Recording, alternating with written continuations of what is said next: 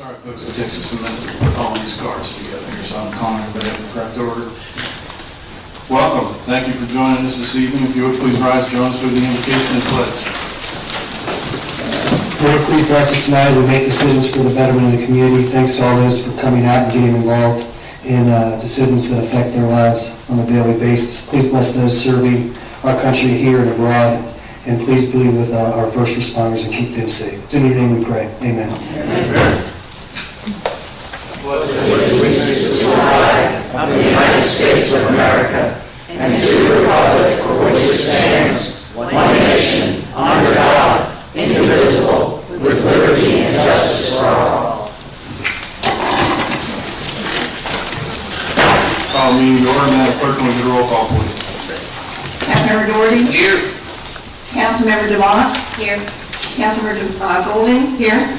Councilmember Hoffman? Here. Councilmember Nichols? Here. Councilmember Vogelsang? Here. Mayor Latham? Here.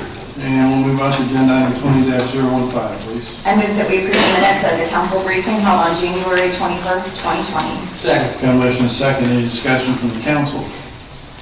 Seeing none, all in favor, please signify by saying aye. Aye. Any opposed? By your action, motion carries. 16, please. I move that we approve the minutes of the regular council meeting held on January 21st, 2020. Second. Motion and a second. Any discussion from the council? Seeing none, all in favor, please signify by saying aye. Aye. Any opposed? By your action, motion carries. Announcements. Does anyone have announcements? Ms. Golden. I'd just like to let everyone know that this Wednesday night, Beaches Watch is hosting a State of the Beaches meeting. That is an annual meeting that is held at the beginning of the year with all three beach mayors, and our Jax Beach Mayor, Mayor Latham, will be there, as well as the Atlantic Beach Mayor and the Neptune Beach Mayor, and they'll be talking about the state of our beaches, what accomplishments we've seen in 2019, and what is planned for 2020. It's always a really good meeting. 7 o'clock at the Beaches Branch Library in the community room, so I encourage people to come out, and it's a great opportunity to hear your mayor and talk to your mayor. Thank you. Ms. Dumont. Thank you. Just wanted to announce that I did the point in time count. It's the census for the homeless population at the beach. It was a couple Wednesdays ago, and it was in the 30s. And there was a cold night shelter, and there were 53 individuals, one family, mother, father, and child, at the cold night shelter.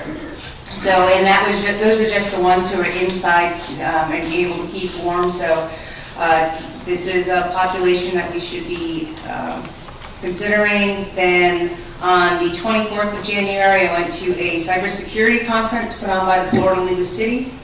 It was fun. We got to play war games. The community vision sessions are still going. We have 3 of them left. We will add more if there are enough people who want to participate. This is your chance to let us know how you see the future of our community. I'm letting people know via email, letters, friends, trying to get the word out, especially with those young families. Then finally, we just hired a communication person, Jacob Ford. And the city just hired a communication person. This is our way of trying to make a stronger attempt at reaching out to our residents, so you all know what is going on. So that's all. Thank you. Thank you, ma'am. Anyone else? Okay, thank you. Courtesy of the Florida visitors, we have a few cards here that aren't tied to agenda items. For those of you that submitted a card tied to an agenda item, you'll be called up when that agenda comes up before the council. Ron Taylor. Ron, if you come forward, give us your name and address, you'll have 3 minutes, sir. Ron Taylor, 360 13th Avenue North, Jacksonville Beach. First of all, I don't want to start out and say, I don't want to sound like a hypocrite. I was at Lynch's the day Lynch's opened, put one of the first dollar bills up on there. I was at Hopsinger, I think one of the first days that they were open. I can't think of an establishment here at the beach that I might not have had a cold beverage at one point in time or another. But I talked to you before about the culture of this city. And we had another murder on 3rd Street the other night. It was a murder. At the rate of speed that guy was going, there was no expected outcome other than somebody dying. And the culture has to change, and we have to change with it. And I think, I'm not sure what the answer is. I think we have a lot of festivals. I know at one time we limited the number of festivals that we had at the beach that we served alcohol at, or I think the days that we serve alcohol maybe should be limited. So we have a 3-day event at one time. There's, maybe 12 days that we can serve alcohol at festivals. If they want to have festivals and their family festivals with no alcohol, I think it'd be a great idea. Whatever it takes to get Jack's Beach, as the police chief has said, we're the playground for North Florida and Southeast Georgia. People come from a long way here to come play. And the people that are coming and doing bad things generally aren't from the beach. And I think our reputation just needs to become more of a family atmosphere. I think that we, whatever we have to do to get him, those other 4 officers that he's short right now, and probably a few more officers with what we have coming online, whether that's through an additional tax on the number of drinks served per drink. I mean, I pay 10 cents a drink to add a few more officers to our streets. I just think we need to think outside the box, and we need to figure out how we can change the perception of Jacksonville Beach is the sandbox for all the kids from out of town to come in and play. And I've talked about increasing the policing and zero tolerance on a lot of the behavior that goes on. But we have to do something. We have to change our culture. And I would propose, I know we got the Vision Project going on right now, but I would propose another project where through the police officers, the citizens, the council, as many people as we can get involved. And I think there needs to be a commission on public service, on public safety. I think we need to zone in on just public safety, because that is everybody up here's job, number one. Not expansion of business, not anything else. The number one job is public safety, because without public safety, we don't have jobs, we don't have new restaurants, we don't have new hotels, or if we do get them, they won't be here for long. So we need to figure out a way, come together, and come up with a way to change the culture of our city. Thank you. Thank you, Mr. Taylor. Lisa Brown. Lisa, if you come forward, give us your name and address. You'll have 3 minutes, ma'am. Lisa Brown, I live at 1115 2nd Street South. I was here in September as well. I have spoken with Mike a couple times. What I'm concerned about is the construction, the never-ending construction on 2nd Street at between 11th and 13th South. The frustration was beyond belief then, and it's still now. I am very concerned. I like how Ron talked about public safety. Now that 1st Street is closed at 12th, all the traffic has to go down 2nd Street, which is still a dirt intersection. Now that it's getting nice out, there's pedestrians, there's people walking all over that dirt intersection, and there's no lines in the road, and I am shocked no one has gotten hurt, no one's gotten hit, there hasn't been accidents, because people go blowing through the stop sign like there's no tomorrow at 30 miles an hour. Don't even slow down very often. The frustration is crazy. I know it is a contract that is a poorly written contract. I have been told that. But I have a hard time believing that this council can have no influence on trying to help out its citizens that are paying for that contract. For instance, it's taken 3 times to get sidewalk in front of my house. Every time, it's a bad excuse. Excuses on the part of the construction company that they didn't call the subcontractor to get it lined up, so we can't do it this week. Today, we barely got part of our sidewalks because no one bothered to put no parking signs up so that they could get access to the side of the road to put sidewalks in. The continued having dirt in front in this intersection is a real issue. This construction company starts a little project and they leave. They go do something else. Why they had to pull apart the whole alley between 12th and 13th when they still haven't finished between 3rd and 2nd, where this intersection is on 11, is beyond belief. Why this council cannot use some influence in getting this construction company to get something done is, it's unfathomable to me. When I was here in September, I invited all of you, I offered my time to meet with you so you could understand what was going on right in front of my house on a day-to-day basis for a year. Not one of you, including my area council person, called. That is so disappointing in this council. The way that what we're having to put up with is crazy. Thank you, Please, ma'am. some involvement. Thank you, ma'am. Please, Savannah Taylor. Savannah, if you come forward, give us your name and address. You'll have 3 minutes, ma'am. Hi, my dad kind of stole my thunder a little. I'm Savannah Taylor. I also live at 360 13th Avenue North. I am going to be referencing from my laptop, so sorry for that.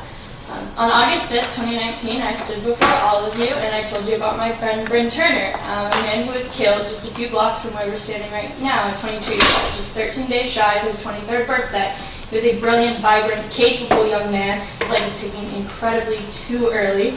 By the way, Inside Jax will be premiering a story about drinking and driving that includes Bryn on February 23rd at 6 on CW17. I encourage you all, and you all as well, to tune in and watch that.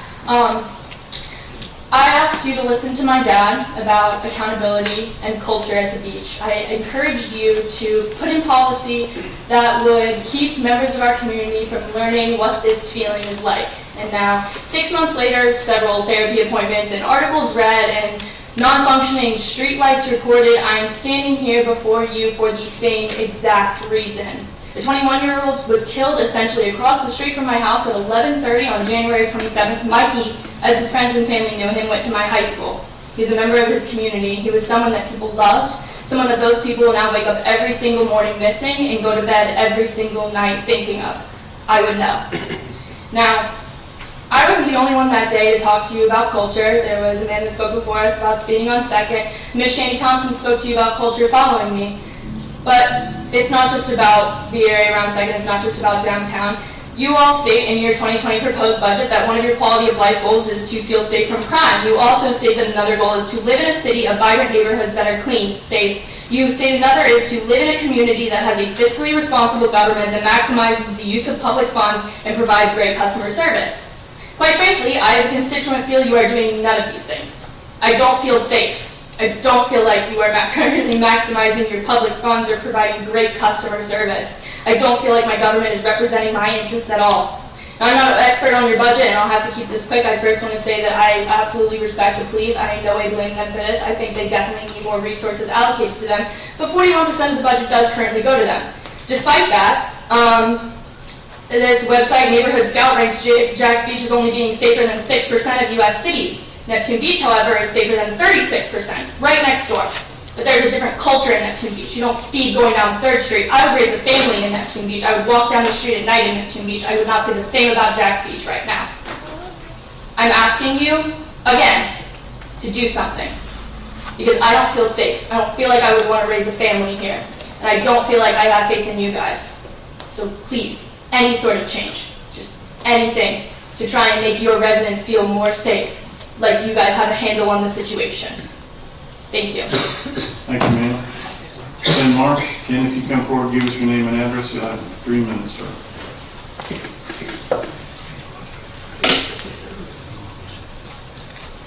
Excuse me.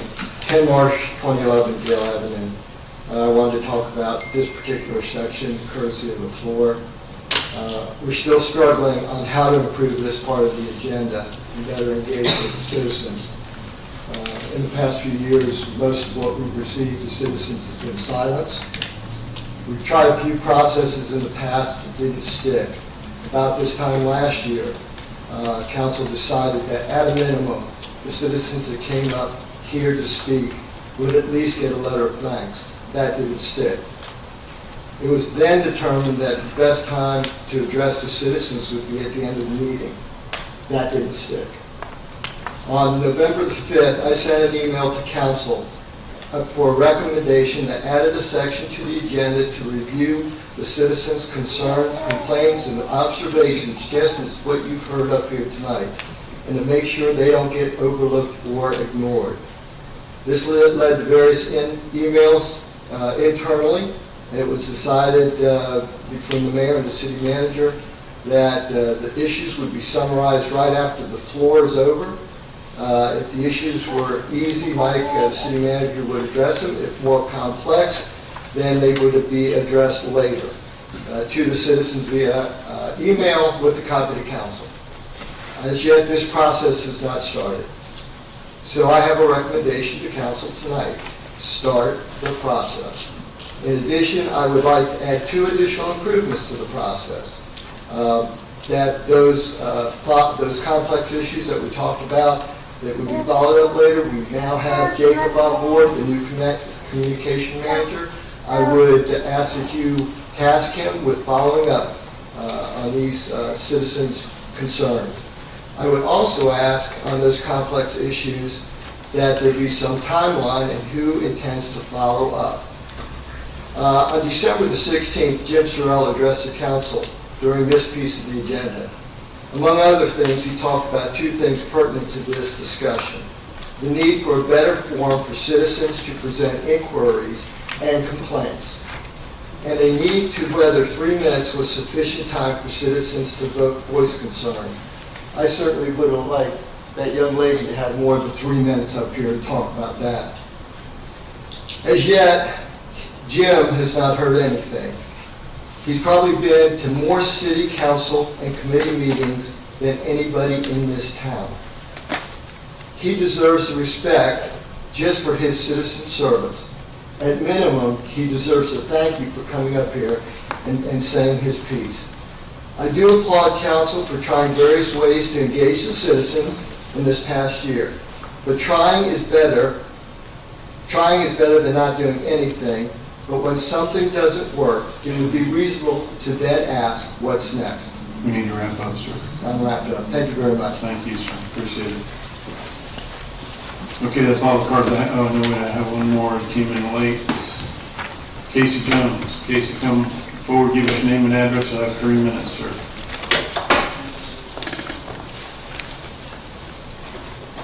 How you doing? 13150 Monster Trail. I think y'all all know who I am. My little group is Florida Sea Turtle Watch, and I want to remind y'all, and I won't go on and probably use my whole 3 minutes, but just a reminder that sea turtle season starts in 87 days. So I just wanted to see what, what's going on with the light pollution on our shorelines.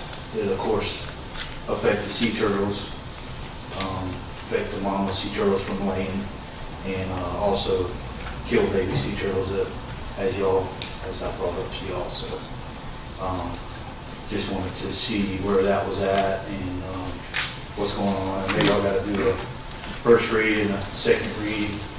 So, I was just trying to remind y'all to see when the sea turtle ordinance was going to get redone. I appreciate y'all's time. Thank you. Thank you, sir. Appreciate it. Okay, so the last item for courtesy of the floor without time to do an agenda, so we're going to move forward to agenda item 20-017. And this item is discuss the city manager's annual performance evaluation. We had a council briefing before the council went through a very detailed process to evaluate the new city manager, Mr. Stefopoulos. Ann Hughes, our director of HR, put together a tremendously comprehensive and thorough package that went through several different levels to provide input to the final product, which provided the city, or Mr. Stefopoulos, with a very strong performance record for the last year, and we're all very pleased with what he's accomplished. And with that, I'm seeking a motion from someone concerning our next step. with Mr. Stefopoulos.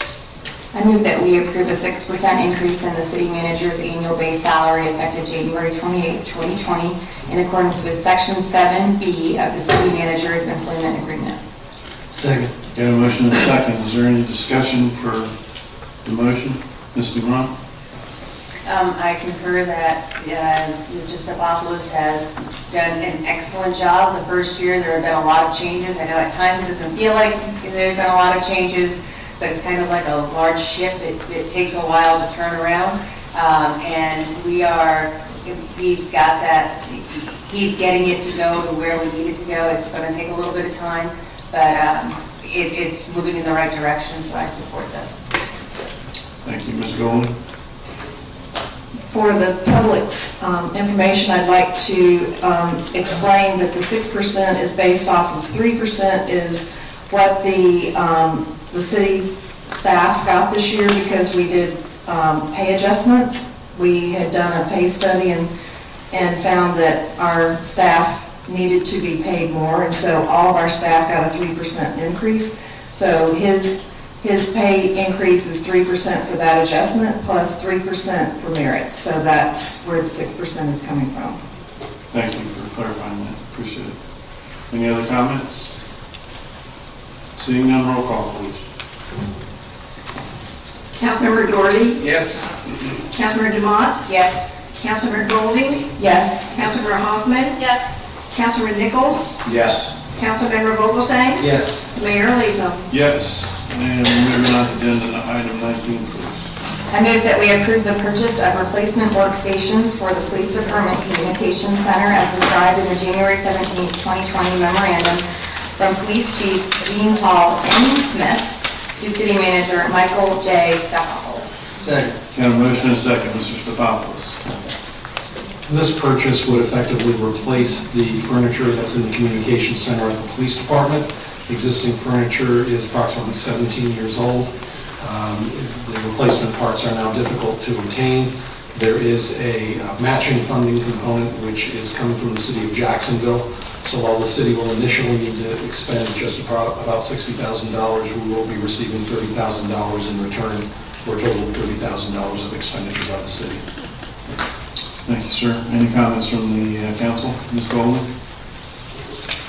I'd just like to add that I am currently taking the Citizens Police Academy class, and if none of you have done that, I highly recommend that you do it because it's very educational. No, it's not, I'm not going to become a police officer by taking that. I'm going to become an educated citizen and understand more about what our police department deals with. And the first night that we had class, we got a tour of the communications area, and then we also had, I think, Erin Citrillo, who's here. She did a great class about the communications team and what they do. This is a really important part of what our police department does, and I'm really glad to hear that Jacksonville is going to be helping us with the purchase of this equipment, and I fully support it.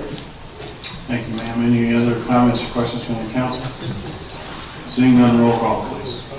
Councilmember Demott. Yes. Councilmember Golding. Yes. Councilmember Hoffman. Yes.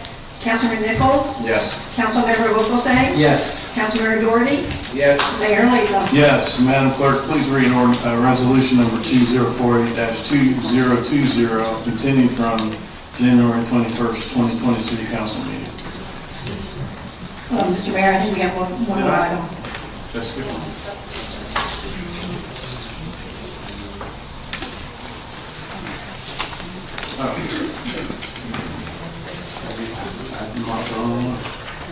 Thank you. Belay my last. We're going to move forward to agenda item 20-019. I move that we approve an amount not to exceed $2,950,000 to Burns and McDonnell for the lump sum contract price for all remaining activities associated with the design-build contract for Sampson Substation Auto Transformer Number 2 replacement project. Second. Got a motion and a second, Mr. Stefopoulos. Back in October, City Council authorized Beaches Energy to begin contract negotiation with Burns and McDonnell to basically take a look at what was needed at the Sampson substation for the replacement of our transformer. This is basically the next phase of that project, which is effectively EPC or design-build type concept. The total project cost is $2.9 million. It will replace one of our very large transformers at this key and critical substation. Just as a little bit of background, Beaches Energy right now is in an extended phase of basically reinvesting in its infrastructure and making upgrades to its substations, and will be doing so over the next number of years. Here to talk a little bit about the technical merits of the project is Beaches Energy Director Alan Dunham. Now, I'm Director of Beaches Energy. I don't have a whole lot to add other than this transformer is in the middle of 3 separate transformers, and so it's the most difficult one to replace. It is approximately 40 years old. As you recall, in 2018, about May, June timeframe, we had catastrophic failures of all 3 transformers. This replaces one of those transformers. But since this transformer was mostly rebuilt during that those last outages, we've decided we're going to move it over to the side and put it on a separate pad to keep it as a spare in case we ever need it. So that's what this project will do. Build a new foundation, move the old transformer over, put the new transformer in, and install it and put it in service. I have Representatives from Burns and McDonald here, Esteban Martinez and Matt DeBoost, in case you have any questions. Thanks, sir. Any questions or comments from the council? Seeing none, read y'all done? Okay. Oh, sorry, that's just a picture of the new one. It's in testing phase right now, so it's as you can see, it's got a couple 100,000 pounds at least. Wow. Jameson's door up there. Yeah, that's James. That's James's doing. Okay, any other comments or questions from the council? Seeing none, roll call, please. Councilmember Golding? Yes. Councilmember Hoffman? Yes. Councilmember Nichols? Yes. Councilmember Vogelsang? Yes. Councilmember Doherty? Yes. Councilmember Dumont? Yes. Mayor Latham? Yes, now let's take a trip into the resolutions. Madam Clerk, please read resolution number 2048-2020, continue from January 21st, 2020 City Council meeting. A resolution of the City of Jacksonville Beach, Florida, establishing and adopting a code of ethics for public officials, providing for repeal of conflicting ordinances, resolutions, and official decisions, and providing for an effective date. Move that we adopt resolution number 2048-2020, establishing and adopting a code of ethics for public officials for the City of Jacksonville Beach. Second. There's a motion and a second, Mr. Stefopoulos. As was indicated in the reading, this was deferred from January 21st council meeting. The reason for the deferral was that council wanted some changes made to a section whereby any of the members of our boards could bring forth an issue if they became aware of it. So the city attorney and I went back and we revised the language that was included in section R and section S of the Code of Ethics. If you have any questions, the city attorney and I are here to answer them. Otherwise, we're recommending approval. Okay, any comments or questions from the council? Ms. Golden?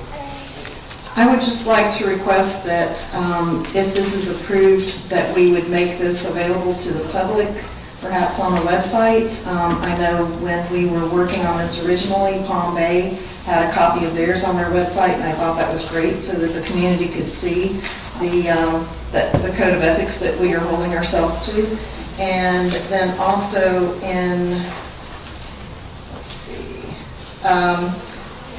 Section P, the section that talks about harassment, there's reference to a workplace violence and sexual harassment policy.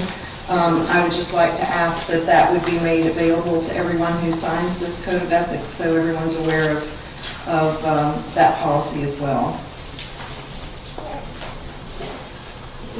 Great. Well, Mr. Stefopoulos can make that happen, I'm sure. Does anybody else have any comments or questions from the council? Seeing none, roll call, please. Councilmember Hoffman? Yes. Councilmember Nichols? Yes. Councilmember Vogelsang? Yes. Councilmember Doherty? Yes. Councilmember Dumont? Yes. Councilmember Golding? Yes. Mayor Latham? Yes. And Madam Clerk, please read ordinance number 2020-8131, second reading, public hearing by title only, please. An ordinance amending Chapter 34, Article 4, Section 34-41, and Article 8, Division 2, Section 34-42 392 of the Land Development Code of Ordinances of the City of Jacksonville Beach, Florida, amending the definition of household pets, including female chickens, and amending the site development standards, accessory uses, and structures to permit female chickens in residential zoning districts, adding cats, dogs, hamsters, and birds as example of household pets, providing for the repeal of ordinances and official acts in conflict with the ordinance, providing for severability, providing for codification, and providing for an effective date. This ordinance for the amendment of the Land Development Code is before the council for a public hearing and consideration on its second reading. Under the laws of the state of Florida, an ordinance which changes the actual list of permitted, conditional, or prohibited areas within a zoning category, or which otherwise changes the text of the Land Development Code, is a quasi-legislative proceeding. Quasi-legislative proceeding means that the governing body is acting as a rulemaking in a rulemaking capacity. It is the duty of the council to arrive at sound decisions regarding use of property within the city. This includes receiving citizen input regarding proposed uses within the zoning category. The application has been reviewed by staff and the Planning Commission for consistency with other portions of the Land Development Code and for the comprehensive plan. The council may hear from all interested parties in the legislative determination of an amendment to the text of the Land Development Code. Council's decision on the text amendment application is based on the criteria set forth in section 34-211 of the Land Development Code. Each member of the council has been provided a copy of the criteria. I'll now open the public hearing on ordinance number 2020-8131. And I've got a few cards here from the public. We'll just take them in whatever order we're in here. First is Alexis, is it Gaming? Gamble? Okay, I'm sorry. Alexis is in support of the agenda item and asked not to speak. Katrina Lane is in the same situation, does not like to address the council, but is in support of the amendment. Tina Strong is opposed to the amendment and would like to speak. Tina, if you come forward, give us your name and address. You'll have 3 minutes, ma'am. Good evening. My name is Tina Strong. I live at 1244 12th Street North. I want to tell you the story of living next to an illegal chicken coop on 2nd Avenue North, right down the street. Not only is chicken coop filthy, loud, noisy, and disgusting, it attracts rats, raccoons, mice, snakes, flies, and every other kind of rodent you could think of. Now, as a neighbor, we didn't turn our neighbor in because we're a very close community. We're close in proximity to each other, so you do a go on to get along. But what our neighbors had to do, and I had to do, was bring in exterminators to stop the rats that were trying to infest my property because of the chicken coop that I had nothing to do with. Now, this lady did take very good care of her chickens, but in the end, the chickens disappeared because the raccoons decided one night that they knew how to get into the chicken coop, and they ripped those chickens to pieces. It was a noise in a sight I never want to see again. Our lots are too small. The stench is too great. The amount of flies that the chickens bring to the neighborhood is ridiculous. All they do is peck, scratch, and hunt and defecate all day. How are you going to control this? Who am I going to call at 9:30 at night on a Saturday because I can't sit in my backyard because of the stench of the chicken coop next door to me? Now, I know a lot of people have romanticized this whole idea of having chickens. They're a farm animal. They're not a hamster. I've never heard of anybody having to call an exterminator to get rid of rats because your neighbor had a hamster. We have enough to take care of the dogs, the cats, and the wildlife that's in the beach area. Who is going to be managing these chicken coops and making sure that they're being kept clean and that they're not infringing on the neighbors? Our lots are too small. Chickens are not hamsters. They are farm animals. And I know that it's the big cool thing to have chickens next to you, but having lived next door to rats, mice, flies, and raccoons, infecting and infesting your yard as a neighbor, It's not fair to the neighbors. We're a small lot community. If nothing else, if you don't vote no for this, please at least do some additional research into how chicken coops have affected other small lot communities. Thank you so much for your time. Thank you, ma'am, appreciate it. I have another card from Lindsay Haga. Lindsay does not wish to address the council, but is in support of the item. And the last card is Jim Sorrell. Jim, if you come forward, give us your name and address, you'll have 3 minutes, sir.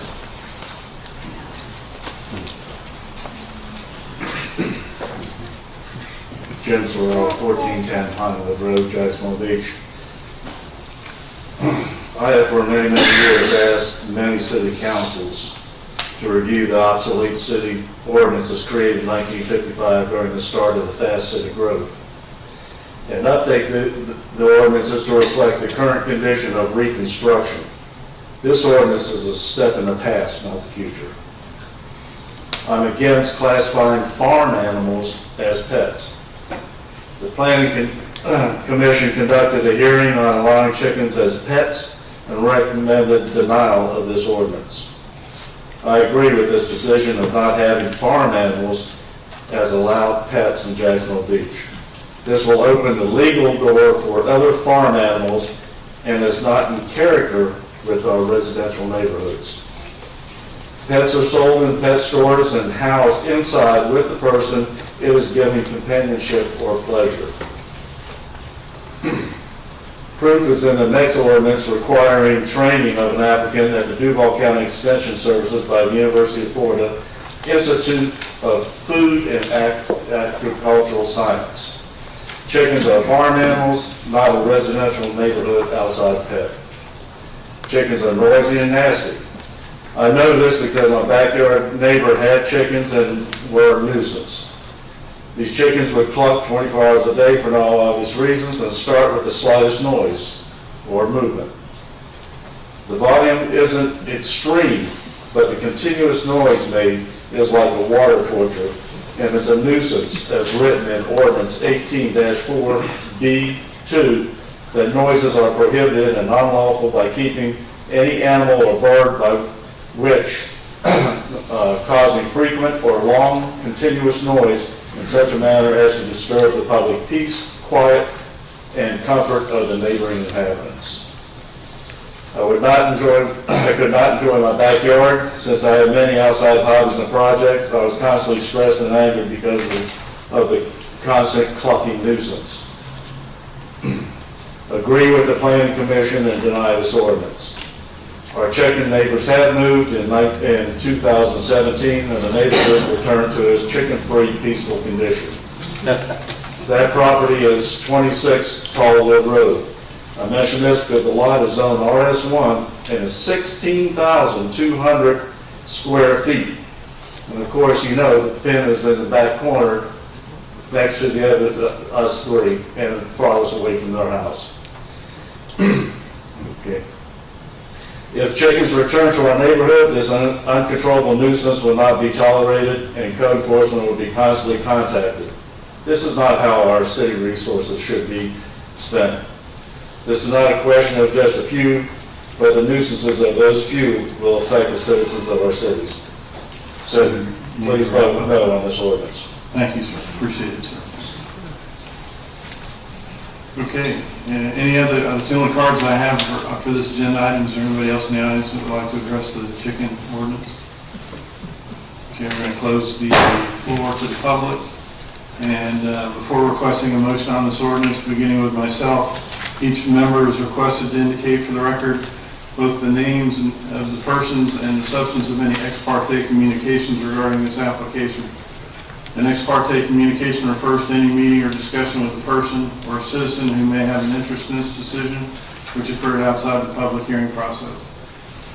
Starting with myself, the only person I've spoken to about this was our last speaker. Jim approached me after the last meeting and expressed his concern. Mr. Nichols? I've had none. None. None. None. I too spoke to Mr. Sorrell, just immediately preceding this meeting, and there was no foul language used. So he did express his, what he just articulated there, and I didn't consider the noise factor, but I don't know how to quantify that. Just for the record, what the other people mentioned previously, oh sorry, we're just doing it. I'll be back. Go ahead, sorry. Since the last meeting, I spoke with Alexis Gamble, Katrina Lane, and Lindsay Haga, and, Miss, the floor's not open. no, I'm doing ex parte communications. Oh, now. I'm sorry. Yeah, yeah. Half a load tonight. Go ahead. And they just spoke with me after the meeting, and again, they're in support of it. And who was that again? I'm sorry for interrupting you. Alexis Gamble, Lindsay Haga, and Katrina Lane. Okay, thank you. Okay, now, I'm requesting a motion to approve the ordinances read by title. I move that we adopt ordinance number 2020-8131 to amend section 34-41 and 34-392 of the Jacksonville Beach Land Development Code related to permitting hens as household pets. Second. Got a motion and a second, and before opening the floor for discussion by or questions by the council, please be reminded that our decision will be based on the criteria set forth in the Land Development Code, the staff's report and the recommendation of the Planning Commission, and the public input at all hearings. Now I'm going to open the floor here to the council, and first on the queue is Ms. Dumont. Thank you. I'd like to move that we table this for a couple different reasons. One is, as we've been listening to these community visions, one of the issues, and we've known this, has been the density that's been increasing in the community. And we just heard about that with Ms. Strong, where she lives, the lots are smaller. I'd like to table this to give the city attorney time to reword it so that it's not a pilot program, but the proper language is included in the ordinance that it can be revoked by council at any time in the future, and no current holders of the hen permit would be grandfathered in. So if we find that and we might want to include a minimum lot size and distance from other houses and things like that to address what was discussed here. But I'd like to see language in there more than just the pilot program, which would be a year or 2 years, whatever you say, because what happens if it's in 3 or 4 or 5 years that our density increases, where this ends up being a problem, and then would have many residents, or however many residents that have permits, grandfathered in with their chickens. And I noted this when we discussed it in the council briefing about the size of the coops and permitting and construction and how much room it was. Well, they'll be on the dirt, so they don't take up any extra lot coverage. But there are other concerns that I think we should really look deeper into this. So I move that we table this to a future meeting. Got a motion on the floor to table. Is there a second? The motion dies on the floor. Next on the queue is Mr. Vogelsang. I would make a motion to amend the number of hens that can be kept to 3. My basis for that is just the discussion regarding the lot size. We do have smaller lots at the beach. I think 5 is a little bit of a high number in my opinion when looking at it. I think 3 is still appropriate. So out of the concerns addressed by the public speakers and just my thoughts in reviewing the ordinance ahead of today's meeting, I would make a motion to change the number of hens from 5 to 3. Got a motion on the floor. Is there a second? Seeing none, the motion dies on the floor. Mr. Dart is next on the queue. Oh, just continue where I left off. I think other beach communities have similar ordinances. Neptune and Atlantic Beach, and I don't think there's been a lot of issues. I don't envisage the Jack's Beach turning into Purdue Farms. I don't see that many people actually having chickens. On my street, there were, and I'll not name names because they were breaking the law, but they had their own chickens for eggs and for comfort. They were pets. And I spoke to some of the neighbors, and this goes to what Jim was saying, Mr. Sorrell, about the noise. Whilst I believe what you're saying regarding the noise, I'm not sure what the numbers of chickens were, if it was 3, 5, 15, whatever. However, the neighbors that were beside the people that had the chickens did not have many complaints. I don't know if they were being bribed by eggs, but they still supported this, and you know they were fine with their neighbors actually having it. You know, I do. When people actually read the ordinance itself, you know, we are limiting the number of birds permitted. I don't see it getting out of hand. I don't see that many people actually partaking in this. You know, the majority of Americans have either cats or dogs. I know my dogs wouldn't mix well with chickens, so I would not be, you know, keeping chickens on my property. Anybody else that has dogs or cats probably wouldn't either. So I don't see this getting out of control. Ms. Strong did bring up a good point about the lot coverages. However, I think it's unfair to penalise people just because they have small lots. You know, it's one rule for all. So I support this ordinance in its current form. Thank you. Thank you, sir. Ms. Golden? Ms. Ireland, could you answer a question for me with regard to, so if someone were to get a permit for chickens and there were an issue with a neighbor like Ms. Strong, what would happen and what would her options be and how would that be addressed? Heather Ireland, Planning and Development Department. The complaint would start with animal control, and then likely code enforcement would possibly get involved, which is just the same way that we do it currently. They would be issued a warning to come into compliance, just like with any other case that we deal with. And our code enforcement and animal control officers would follow up to make sure that that person came into compliance with whatever the regulations end up being. Okay, thank you. I would add one other thing. I did talk to, so as Mr. Doherty mentioned, Atlantic Beach passed this legislation 3 years ago, and I spoke to their assistant city attorney today, city manager, excuse me, today, and then Neptune Beach also passed it, and both cities currently have 8 permits each for chickens in their community, and neither city, I spoke to Animal Control with Neptune Beach, and she said they've had no issues whatsoever, and Atlantic Beach has had no issues. My hope would be that with this legislation that we would have the tools that we would need to address any issues that might come up so that it would not be an issue for the neighbors. Thank you, ma'am. Mr. Nichols? Part of this, the permitted zoning locations are RS1, RS2, RS3, and it says hence shall only be permitted on parcels developed with a single-family dwelling located within the following zoning districts, which I just mentioned, which have a minimum lot size of 5,000 square feet. So it's not going to be a really small one. And also, you cannot have them at 2-family duplexes or townhomes. So it's going to be single-family also. So there's the only point I want to make. Thank you, sir. Anyone else? I'm just going to follow up with what I said before at our last meeting. I voted no before and I'm going to vote no again today.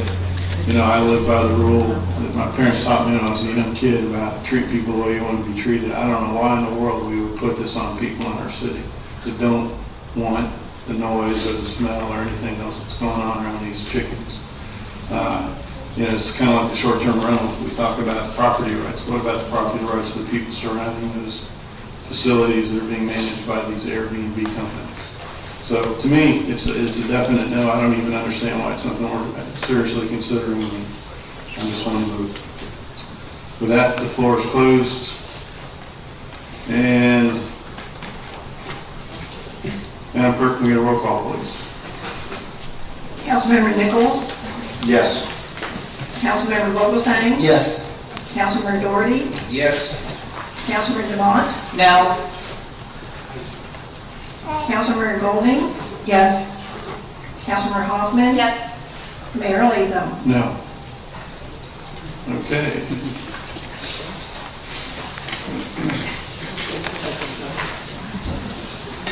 Madam Clerk, please read ordinance number 2020-8132, second reading, public hearing by title only. An ordinance of the City of Jacksonville Beach, Florida, amending Chapter 5, Animals and Fowl, adding Article 4, Backyard Hens, providing purpose and intent, providing definitions, providing for general requirements, requiring permits, providing for permitted zoning locations, providing for enforcement, providing for severability, providing for repeal of conflicting ordinances, and providing for an effective date.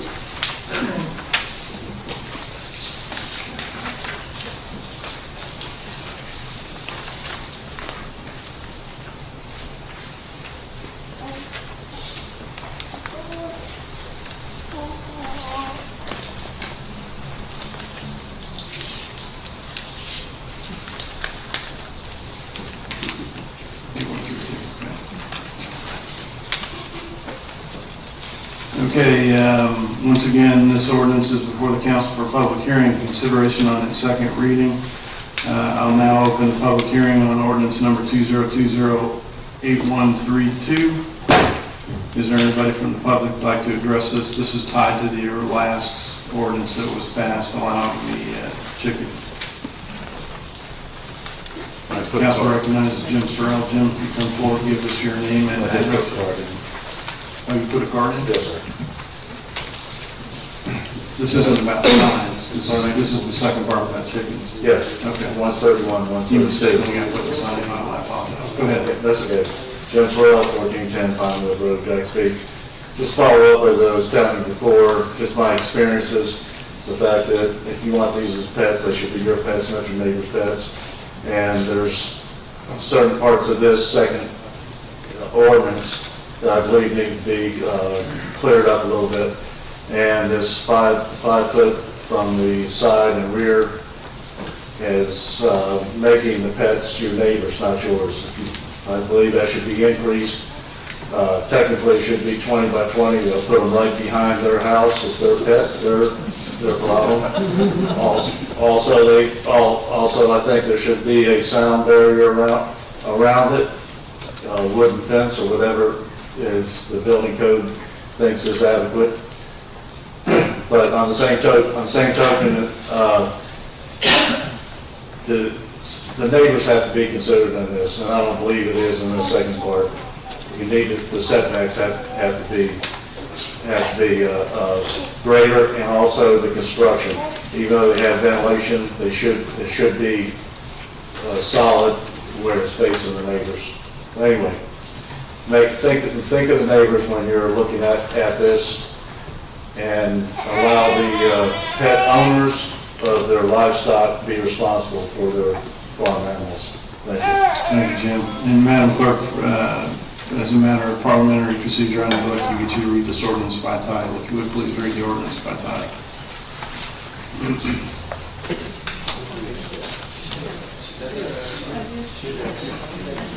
Yeah, this is the first one. This is the second ordinance. She read it.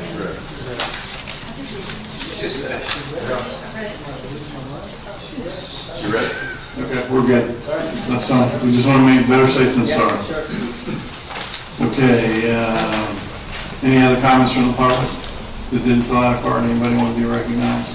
Okay, we're going to close the floor to the public, open and request a motion to adopt the ordinance as read by title. I move that we adopt ordinance number 2020-8132 to amend Chapter 5, Animals and Fowl of the City Code of Ordinances, creating a new subsection related to regulating the keeping of hens as household pets on residential property. Second. Got a motion and a second, and the floor is open to the council for any discussion. This is on the second ordinance concerning the chickens. Ms. Coley? My only comment would be that our ordinance was based on the ordinances that are currently active with Atlantic Beach, Neptune Beach, and Jacksonville, and the setbacks are the same as what they have in their ordinances, so I just wanted to mention that. Thank you, ma'am. Anyone else? Okay, seeing none, roll call, please. Councilmember Vogelsang? Yes. Councilmember Doherty? Yes. Councilmember Dumont? Yes. Councilmember Golding? Yes. Councilmember Hoffman? Yes. Councilmember Nichols? Yes. Mayor Latham? Yes. Okay.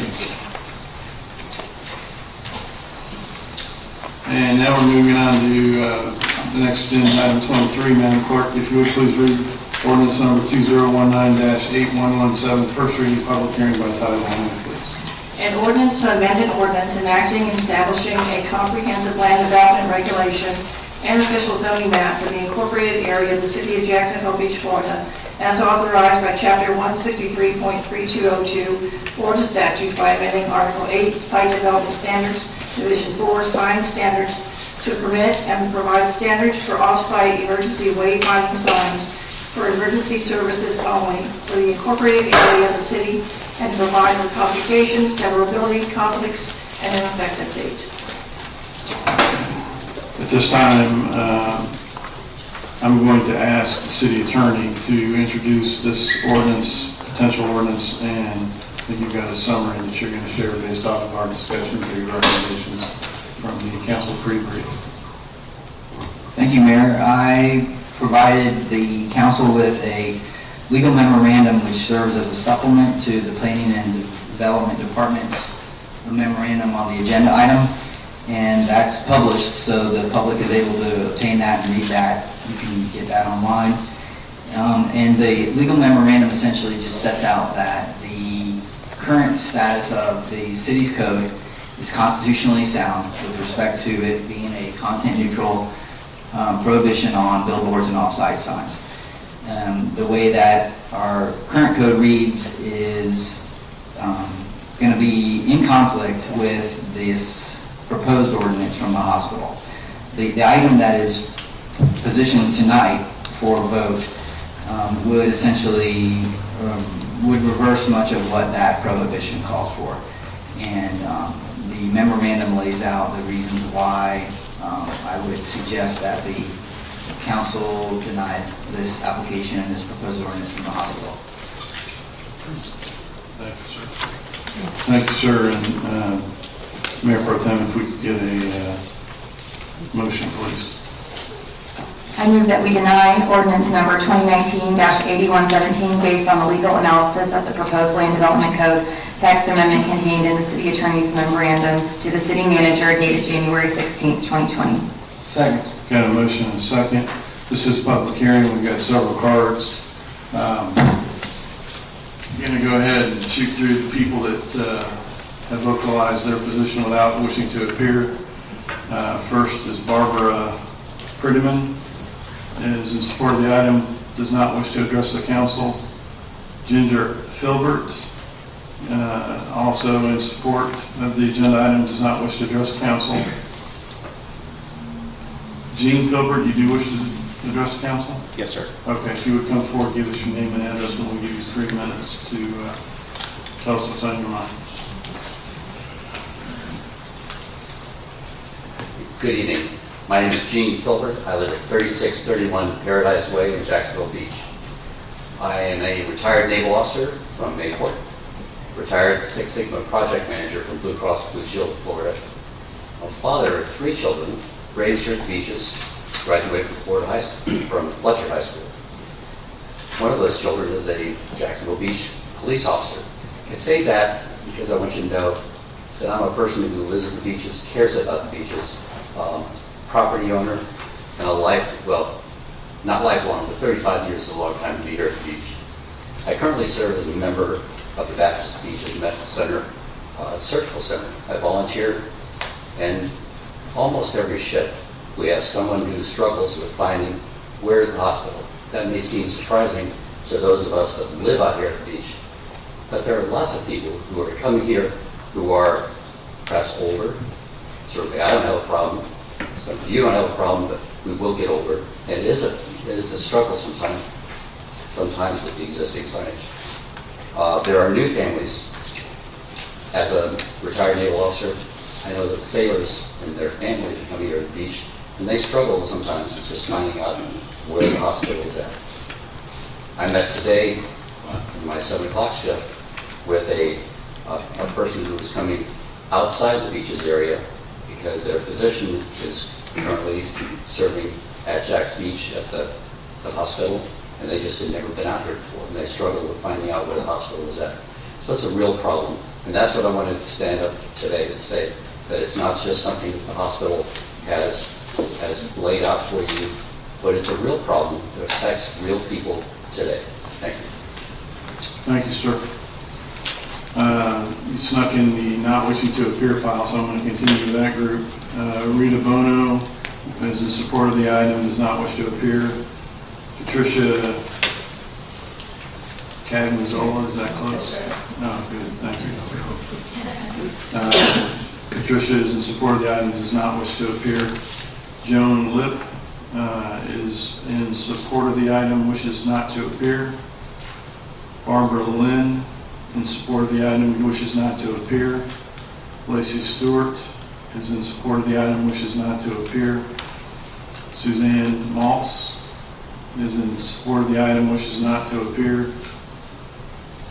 Pat Wilson, Pat, I don't have anything from you here. Oh, yeah, I do.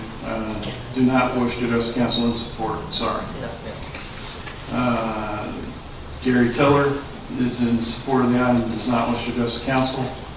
Carol Hasseldad, do not wish to address the council in support. So now at this point, we'll move forward to those who wish to address the council, and we'll start with Jim Searle. No, Jim, you're not on this one. That was the last card from the other one. Okay, Vic Hasselblad, is that right? That's why I feel like it was still. Vic, you want to come forward and give us your name and address? And if, I was not. it just says here you're in support of the agenda item, so you don't want to come forward? Correct. Okay, but you're in support, is that correct? Absolutely. Okay. Sonny Bika. Sonny, if you come forward and give us your name and address, you'll have 3 minutes, sir. Good evening. Sonny Bika, 2656 Tardis Drive, Jacksonville, Florida. So I've been at the beach since 1991, and we've been doing business here where I'm a part owner of a hotel company.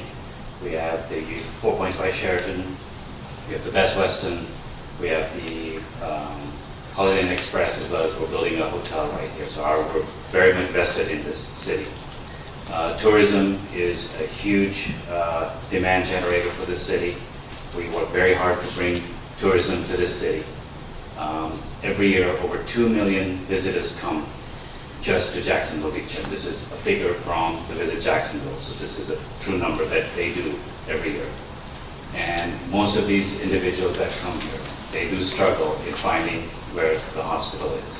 And I can tell you that that really does happen, and we do try to help them the best way we can. We're very fortunate that we have a wonderful hospital in our neighborhood. It's just too bad that it's in the neighborhood and it's not on the main driveway. Anything that we can do to help in wayfinding, to help these tourists that do come here, that would be helpful. That's all I have to say. I really appreciate anything that you can do to help in this site. Thank you, Sonny. Appreciate it. Tracy Arpin. Tracy, if you come forward, give us your name and address, you'll have 3 minutes, sir.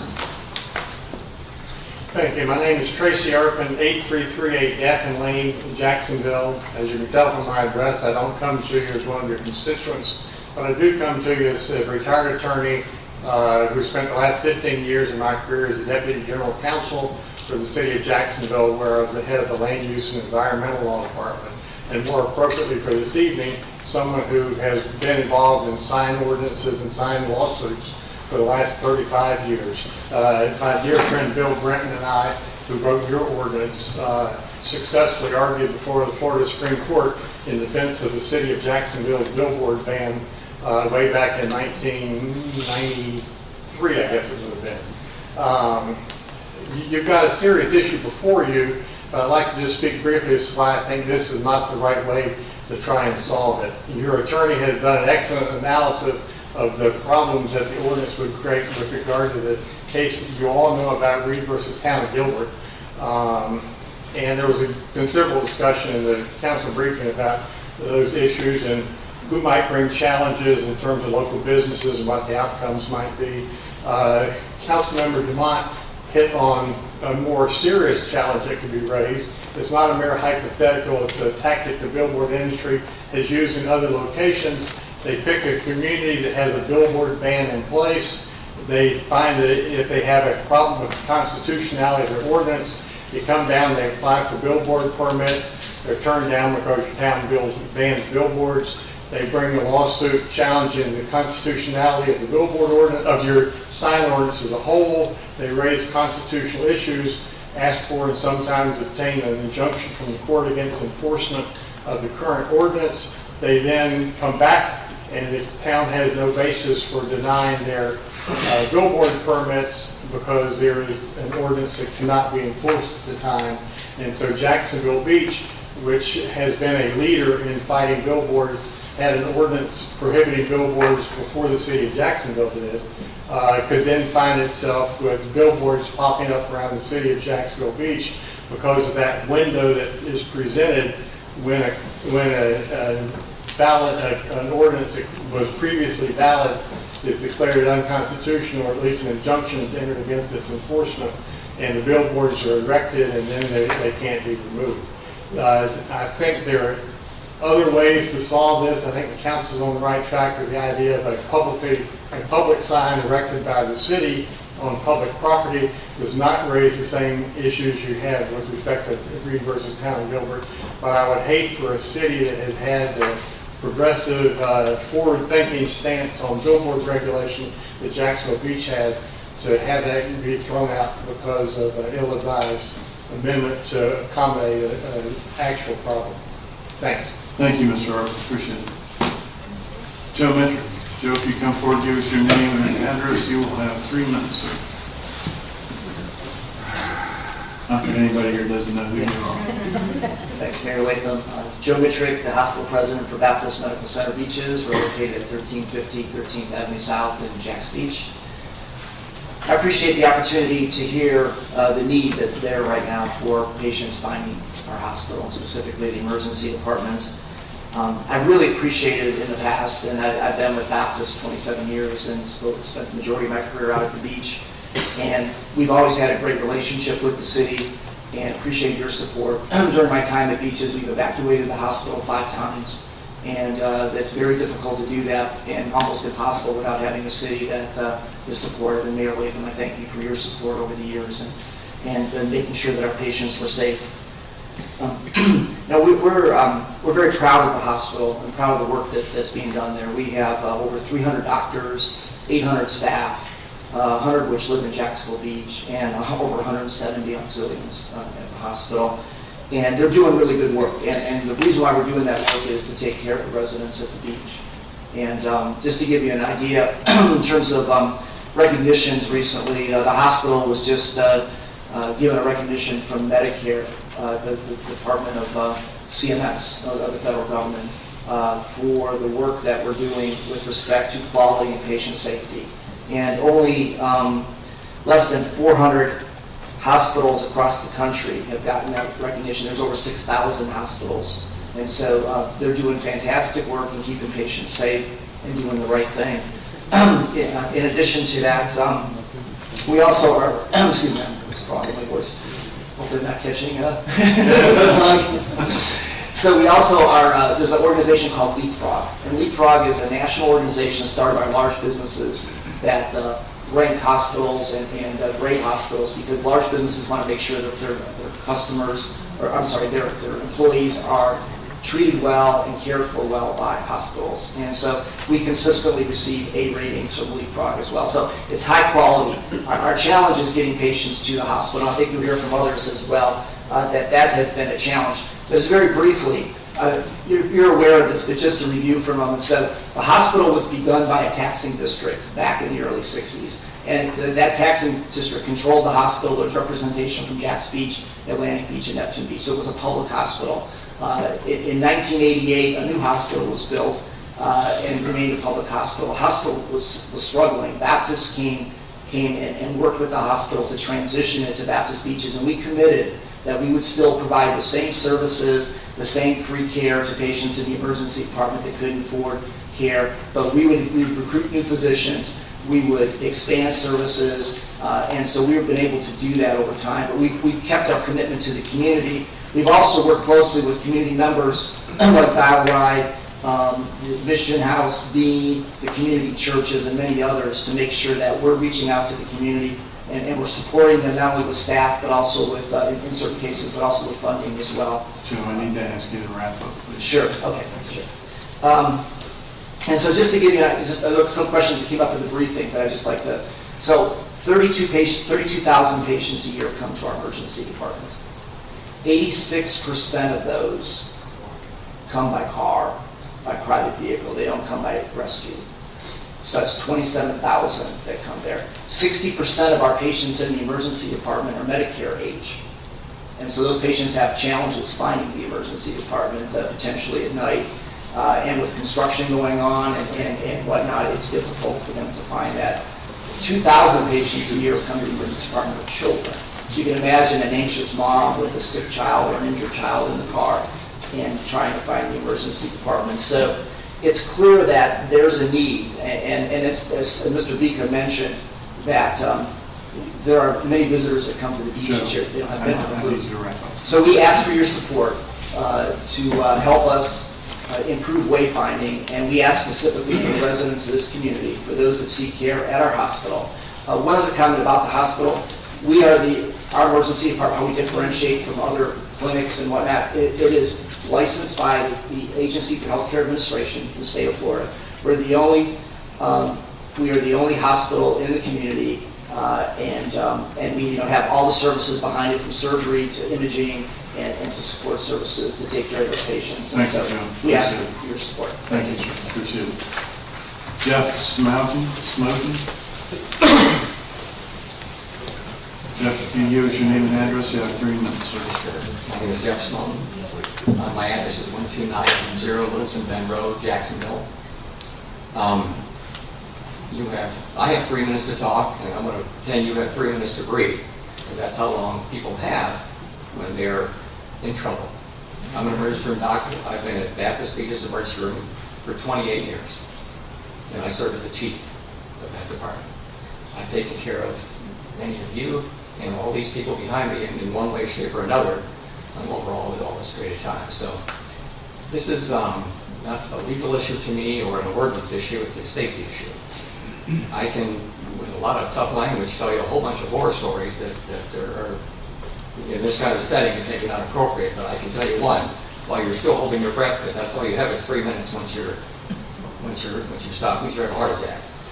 3 minutes. So, as an example, I'm sitting at work, and a nurse come up to me screaming, there's somebody in the driveway, and there's a man in the front seat. He's blue as a blueberry. He's vomiting all over the car and unconscious. We all try to pull him out of the car and drag him into the emergency department, put him in room 6, did CPR on him, ACLS, all the types of things that we try to do, and unfortunately this man passed away. So I have to do, the hardest thing I do is go out and talk to these families. And I had to talk to the wife and explain to her that her husband had passed. And in the middle of her being upset and crying, she was going over and over again about how they were driving around in the neighborhood, they couldn't find the hospital. Then you have 3 minutes to breathe before it's all over. She watched her husband die in that front seat of that car, trying to drive and find our hospital. So to me, it's more than, again, some kind of a legal thing. This is a safety thing that I've seen multiple times. It's not a one-time thing. So all of us become patients. I've been a patient. We all become patients. And when that happens, you don't think as clearly as you normally would. Everybody knows it's 1350 13th Avenue South, except if you're having a stroke, you've lost some vision, or having chest pain, etc., it clouds your vision. So it's not just the person that's driving the car, it's they're panicked. This woman was she lost complete bearing of where she was, and this tragedy happened. Some simple signage would just help improve that, for not just for me, not just for for the community in general, the tourists, etc., but obviously would help for you and your families if you become disabled. That when they're in panic and they can't know where to go, they can more easily find our facility. We can do this great care that Mr. Richard talked about. We try to do every day. Thank you. Thank you, Doctor. Appreciate it. Lori Cottle. Lori, if you come forward, give us your name and address. You'll have 3 minutes. am Lori Cottle. I live in Fleming Island, but I do work here at Baptist Beaches. I am the lab manager, and I want to build on what Dr. Smolton and Joe Mitrick had said. Almost every day, daily, we have older people that come into the hospital. They do not know where registration is. They don't know where the hospital is. They don't know where the lab. They're coming in for procedures, whether it be pre-op or they're having an x-ray or they're having lab draws, and they don't even know where they're going because there's not a sign on the edge of 3rd Avenue to tell them where to go. We're not talking about a billboard for a restaurant or a business. We're talking about a community hospital that all of y'all have probably, been there, or somebody of your family has been there. So this is not what we're talking about. We're talking about simple signage, more signage around the community that would help these people find their hospital. And like Dr. Fulton said, we provide life-saving services. We're not serving food. We're not, having a business where we're selling clothes. We're providing life-saving services every day, day in and day out. So I beg you, each of you, Mayor Latham and all you council members, please, this is not, we're talking about, as they said, the safety of our patients. And just better signage and more signage would help. Thank you for letting me speak today. Thank you. Appreciate it, ma'am. Ernie Bono. Ernie, if you come forward, give us your name and address. You have 3 minutes, sir. Good to see you. Good to see you. I used to be 6'2", so. Ernie Bono, 377 Vista Lake Circle, Ponte Vedra. Full disclosure, I was chairman for 6 years of our hospital. Been on the board for 15 years, still on the board, and everything that my colleagues said are true. But I want you to think about it for a second. I know the ordinance. I've read the ordinance. And you're correct, counsel. It's beautiful. I mean, I'm not a lawyer, Ernie the attorney, but I can tell you, you're absolutely right. But this is a community hospital. It's your community hospital. It's my community hospital. And so many times, people have said, you're a great ambassador for Jack's Beach, because the mayor once told me his vision was Jack's Beach to be a destination for people. Well, guess what's important? I'm so proud of Jacksonville, we've become a medical center. 25 years ago, we couldn't make these claims about this hospital. This hospital has come such a long way. Your hospital, your community hospital.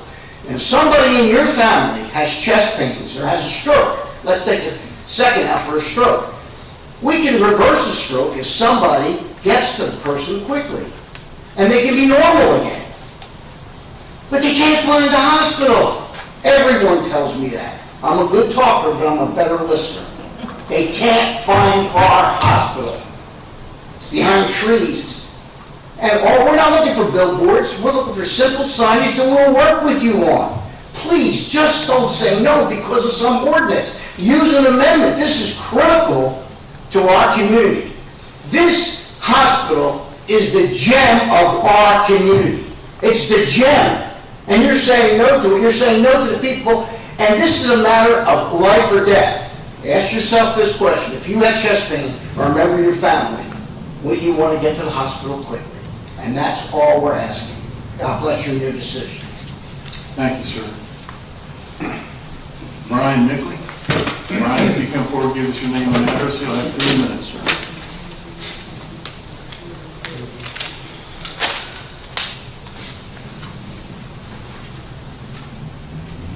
Good evening. My name is Brian Mickley. I live at 148 Nature's Isle Drive in Ponte Vedra. I've been a patient. I've lived here for 28 years. I've been a patient at the hospital twice in those 28 years, and I volunteered there for about 3 years. I'm here along with several of our volunteers representing our volunteer corps at Baptist Beaches. Many of us are in areas of the hospital where we come in contact with patients and visitors on a daily basis. And I volunteer at the information desk at the front of the hospital on Monday morning and at the registration desk in the emergency room on Thursday morning. As many have said already, we are truly blessed to have a medical facility like Baptist Beaches that is a part of and blends into our community, a place where staff and patients and neighbors treat one another as such. That's the good news. Unlike some, our hospital is not an icon sitting along a major highway where patients can find it in an emergency whether they have been there before or not. That's the good news and the bad news. My fellow volunteers and I have had numerous contacts and experiences with patients who found it difficult to get to our emergency department to receive the care they need. Dr. Snowden has said that so well. Rarely a day goes by when someone doesn't walk into the front of the hospital after stopping elsewhere to find out where we are in the first place to say that they need to go to the ER. In both cases, minutes could mean the difference between life, death, or disability. The proposed wayfinding signage that was recommended by the hospital and tentatively approved, I thought, by the Planning Commission last year, would go a long way toward helping people find their way to the ER, particularly under circumstances where clear thought is often difficult. Thank you. Thank you, Mr. Miller. Elizabeth Reddick. Elizabeth, if you come forward, give us your name and... No, I just You don't wish to speak, you're just in support of them? Okay, thank you. Zach Miller. Zach, if you come forward, give us your name and address. You have 3 minutes, sir. Evening, everybody. Zach Miller, 841 Prudential Drive, Jacksonville, Florida, 32207. First of all, I want to thank Mr. Ambrosio and Mr. Stephanopoulos for meeting with us over the last several weeks. I recently went in house with Baptist, but we've been working on this for over a year. In fact, it was February 5th, 2019 when we submitted this draft ordinance. And that was after trying to come up with a solution with your staff as to people not being able to find the hospital. You've heard a lot of Reed versus the town of Gilbert, and I certainly read it, and I've also read the case law that's come afterwards. So this is going to be constitutional law and zoning law in 3 minutes or less. The ordinance, if you were to pass it tonight or in 2 weeks, would not allow us to go put up off-site signage the day after. No. We'd have to put an application to Public Works and the Planning Department for their specific approval. Now, the memo notes there's not a lot of standards in there. That's the reason. We want your Planning Department and your Public Works Department to have the widest latitude possible to deny us. We want to narrow down the signage.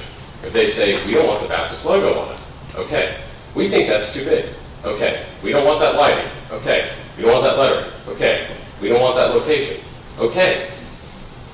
There's a very specific point to that, and there's a constitutional reason. At that point in time, it becomes a government-mandated sign. And intermediate scrutiny, not strict scrutiny, applies. In your memo that your attorney wrote for you on page 4, this is actually the definition of what a government sign is per your current LDC. Not what I wrote, not what anybody else wrote. Shall mean a temporary or permanent sign erected by or on the order of a public official. At that point in time, our application to your Public Works Department, the Planning Department, if they sign off on it, it's a government sign on order by the city. The only difference is, we're the one footing the bill. We're the one either paying for the off-site signage or securing the licensing rights on sign. Should be for safety signs, warning signs, informational signs, traffic, or other directional signs. This is not in the amendment that we proposed to you. This is currently in the code. I've only got 49 seconds left, so I want to be very clear on this. That's for intermediate scrutiny. Under strict scrutiny, under content neutral, you can discriminate. However, you have to have a compelling government interest. Being able to get people to the emergency room, and it is defined as an emergency room with very specific parameters under state law, that does not include a veterinary clinic, does not include an urgent care clinic, and does not include any non-hospital, is a compelling government interest for this community. Thank you. Thank you, Mr. Miller. Jay Farhat. Jay, if you come forward, give us your name and address. You have 3 minutes, sir. It's good to see you. Good evening, Mayor, Council. Jay Farhat, Executive Director of Safety and Security for Baptist Health at 1350 13th Avenue South. It all comes down to safety.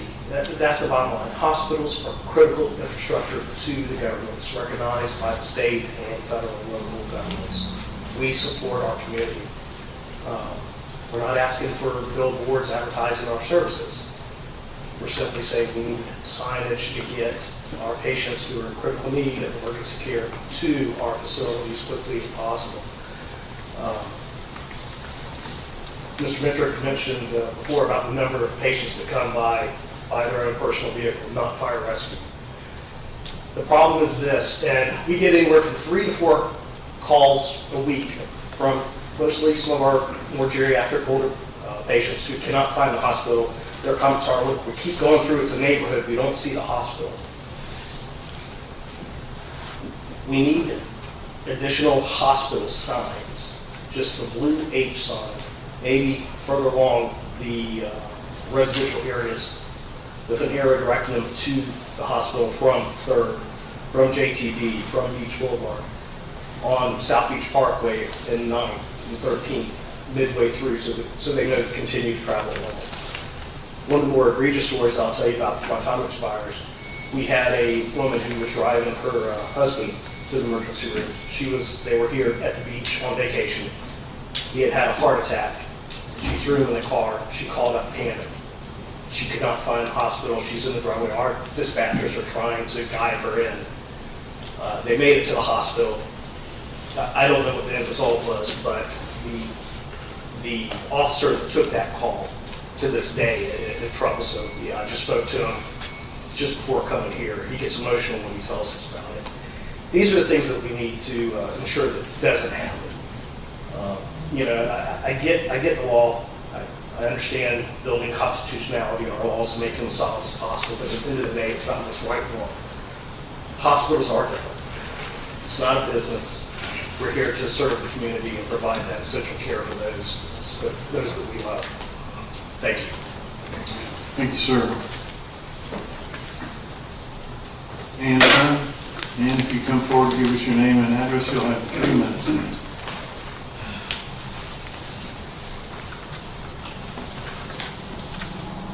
I'm glad the microphone moves. My name is Ann Kern. I live at 3409 First Street South in Jacksonville Beach. I am both a resident of Jacks Beach and a volunteer at Baptist Medical Center Beaches.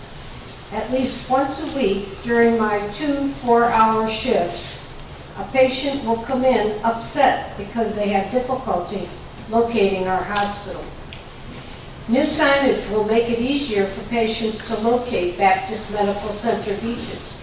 The passage of this amendment would provide sign standards for all emergency services, such as police stations, fire stations, paramedic facilities, and our hospital in Jacks Beach.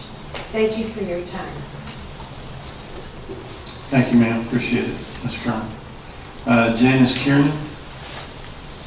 Janice, if you come forward, give us your name and address. You'll have 3 minutes, ma'am.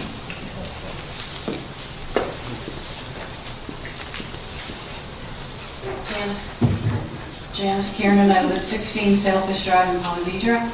I had indicated on my card not to speak, but after hearing that there was actually opposition to this, I feel that I need to say something. The reality is that the hospital is in a unique location. When you think about where hospitals typically are, it is actually in the middle of a neighborhood. You cannot see it until you are 1 block or less away. People come down 13th Street, they think they're going in the wrong direction because they see nothing but homes. They come down 9th Street, or they come up South Beach Parkway and they see nothing but houses and residences. They think they're going the wrong way. So we need neighborhood signage that directs people to our hospital. I moved here 30 years ago and someone told me there was a hospital in Jacksonville Beach. I remember that it took me 30 minutes to find it. Not knowing where it was, having no idea, and it wasn't Baptist then, it was First Coast Medical Center. It took me 30 minutes from Ponte Vedra to find a hospital because I circled the neighborhood, not knowing where it was. So it's a reality that the hospital is in a unique location. I know there are legal issues, and we don't want billboards. We want simple signage that directs people to our emergency department because it saves lives. Thank you very much. Thank you, ma'am. That's the end of the cards. Is there anybody that filled out a card that still wishes to speak? Okay, we're going to close the floor. I got a hand over here.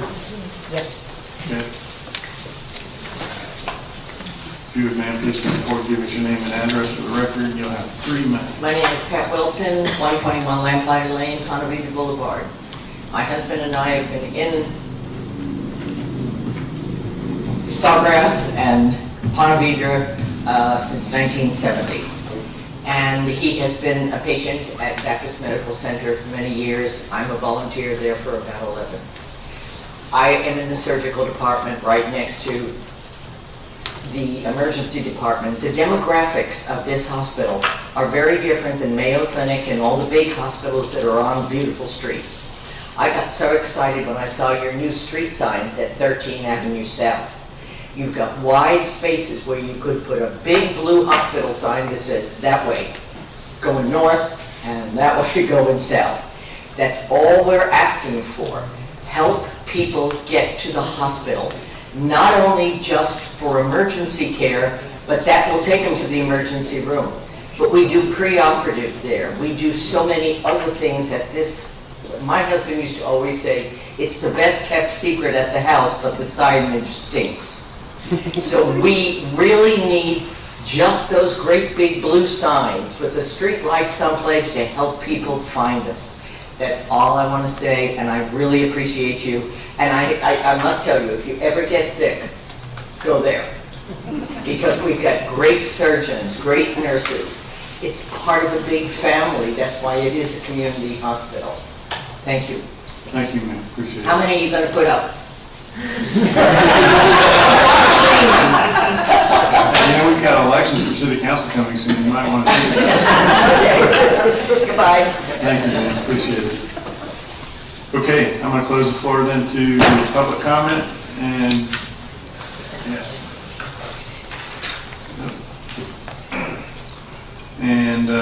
go ahead and open the floor to council. Ms. Dumont. Yes. Yes, I understand where you're all coming from. I live 5 blocks. I live 5 blocks away from 5, 6, 10 blocks. I'm right on 16th. I know the signage is horrible. Luckily, I know I just have to take a right and I'll end up there if something happens. I understand the need for more signage for people to find the hospital.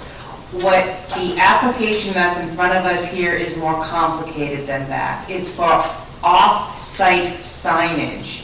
And yes, the hospital is different, but this hospital is not a public hospital. It is a private nonprofit hospital which falls into the commercial arena.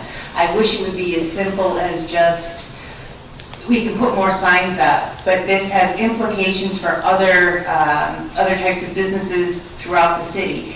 At the briefing, we were discussing different ways to possibly have more signage that the city would put up, not the hospital, just not the off-site wayfinding signs that this application is looking for. In 2015, I was on the Planning Commission, and we spent a very long time on tidying up that new sign code. So we got rid of the old sign code and we put in a new sign code because of the Gilbert case.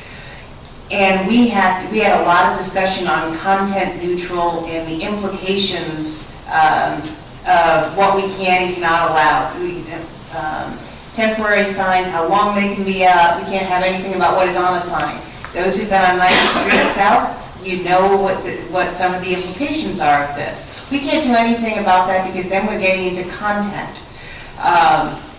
This again is content and it's not a government sign, and so that makes it more difficult. If it was a government sign, we have a little bit more leeway. And I know the gentleman, sorry Zach, I can't remember your last name. You can call me Zach. Thanks.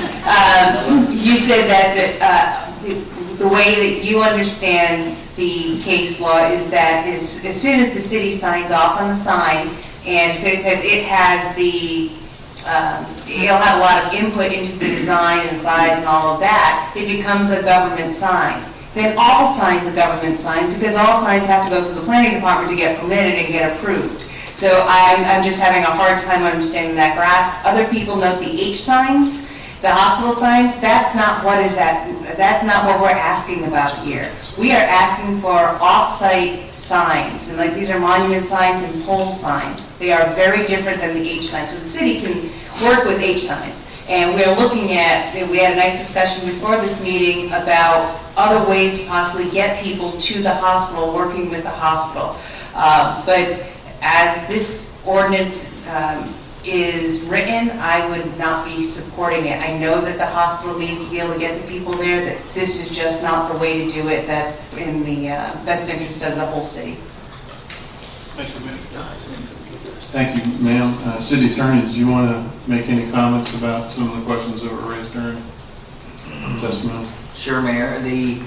To address some of the comments, there's no question that the council made it clear during the briefing tonight that they feel there is a great importance for the public guests and tourists and visitors to the community and the residents of the community that they're aware of, and they're aware of Baptist Emergency Room, and they're aware of the quickest routes to get there.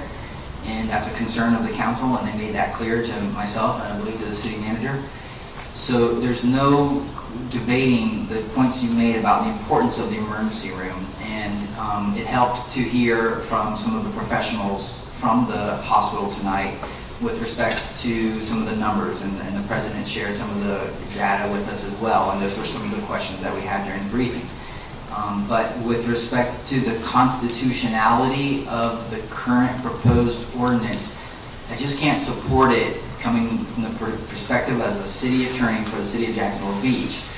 And my memorandum lays out those details, but it is really as a matter of constitutional law and sign law, and what we're confronted with respect to the way that the proposed current ordinance is introduced to the council tonight, but that does not foreclose us from continuing to work this topic and work this item. And the council made it clear that they'd like for us to work on this expediently, and we will. And that's the direction that my clients have given me, and we will. We will continue to work on this. Thank you, sir. Mr. Doherty's next on the queue. Oh, thank you, sir. Chris, you said exactly what I was going to point out. I mean, this isn't a vote about Baptist Beaches Medical Center. We all know and love the service. Both my sons were born there. The most important thing in my life. So, I fully support the hospital, its staff, its patients. And I do concur that there are serious signage issues, particularly as Sonny mentioned, for people that don't know the area. Most of us who live here know where the hospital is now through trial and error. So yeah, I agree that we need to improve the signage, and there's probably not one of us up here that does not support the hospital. It's an integral part of our community. However, we as board members have been instructed by the attorney, and you put it very clearly in your memorandum that just the way this is written, that there are consequences that may impact our taxpayers if there's litigation brought, and we are seen to have shown a precedent with this particular item, then there's attorneys get involved, it gets expensive, and nobody wins. But as Chris said, we have made a commitment to improve the situation and do it quickly, and I think that I think we'll get there. I just I can't support this ordinance the way it's written tonight, and it's nothing against Baptist. I love you guys, so that's all I have to say. Thank you. Thank you, sir. And Mr. Nichols. Oh, I'm sorry, line out. I just want to reiterate what Mr. Ambrosio and Councilmember Doherty said. I completely agree with y'all. I mean, we are really concerned with the safety of the citizens realize there's a signing issue, and we've instructed the city manager and the city attorney to help find a solution to this. But y'all are right, and I appreciate y'all coming forward and giving us your testimony towards this. Thank you. Thank you, sir. Ms. Hoffman? I just want to echo the comments of my colleagues and thank Mr. Ambrosio, who really inherited this issue, as he has not been on staff here for very long. But as someone who has driven myself to the emergency room, and I probably shouldn't have been driving, I had lost a lot of blood, but it all worked out great. My mom delivered babies at Baptist Medical Center Beaches for quite some time, and just being a resident and a representative in this community, I know how important this hospital is. And so please, again, as my colleagues have said, we are not choosing to not help the hospital. We just need to find a different way to do that. And in fact, a lot of the comments that I heard tonight made an argument more on the residential signage, which is a little bit different than what we are considering here today. So I think that's something to consider, is that it is a hospital in the middle of a residential area. So we need to figure out the best way, a best mutually agreeable way to help people get there. So please don't think of this as us as disagreeing with the need, because it is certainly not. Thank you, ma'am. Ms. Golden? I just want to concur with my colleagues, and I want to thank you all for coming out tonight and talking to us. I've driven to the hospital many times, and I understand how difficult it is to find the hospital, but we do need to find a different solution that does not jeopardize the city's constitutional sign code that we currently have. And so I can't support it tonight, but I definitely support us finding a solution, and I think that we will find a solution. So again, thank you all for coming out tonight. Okay, and my comments are pretty much the same as my colleagues. I'm very grateful that y'all are here. My dad passed away at Baptist Hospital, and we got to know the hospital pretty well while heroic efforts were taking place to try and save his life. And I'm a huge fan, and always will be, and I'll do anything I can for the hospital. A couple of times the word ordinance was used. Please keep in mind we're talking about Supreme Court decisions. We're not talking about ordinances. We're talking about precedents, and we're talking about the potential negative impacts to the city and the taxpayers if we make the wrong decision here. It's really easy to move forward with the emotional decision, but there are consequences usually that follow pretty quickly behind, and that's what we're hoping to avoid here. In the meeting before this council meeting, I asked the city manager and the city attorney to make this a priority. They're both brand new. They've both done Herculean jobs. They've got a lot of priorities to do. They don't have enough hours in the day. I apologize that we didn't move quick enough when we had a previous administration, but there were a lot of things going on at that time too. Now we're making this a priority. Now we're going to work really hard to find a mutually beneficial situation that'll work well for the city and work well for the hospital. But I want to complete the list of folks up here on the dais that are huge fans of the hospital and what you do, and I'm very grateful for all you bring to the community. And with that, the council floor is closed. Madam Clerk, can we get a roll call, please? Councilmember Doherty? No. Just for clarification, the vote is to deny, so yes vote means aye. Yes. For the record, yes. Councilmember Demott? Yes. Councilmember Golding? Yes. Councilmember Hoffman? Yes. Councilmember Nichols? Yes.